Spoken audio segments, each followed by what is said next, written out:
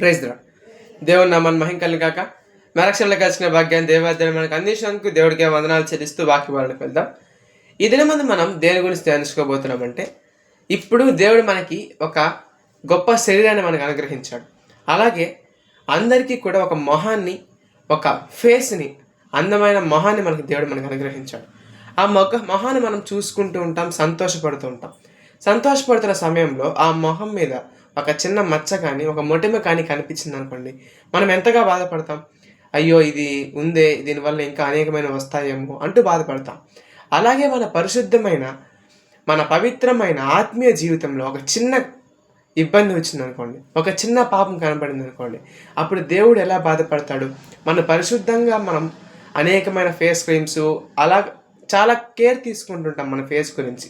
అప్పుడు మనం చిన్న వచ్చినప్పుడు ఎలా బాధపడతామో, అలాగే దేవుడు మన గురించి తన ప్రాణమే పెట్టాడు. మనలో ఒక చిన్న తప్పు కనబడినప్పుడు ఆయన కూడా అలాగే బాధపడతాడు. కాబట్టి మనలో ఉన్న తప్పులు తొలగించుకోవడానికి ప్రయత్నిద్దాం. దేవునికి ఇష్టకరంగా జీవించడానికి ప్రయత్నిద్దాం. వాక్యం దేవుడు దీవించి ఆశీర్వదించాక. ఆమేన్.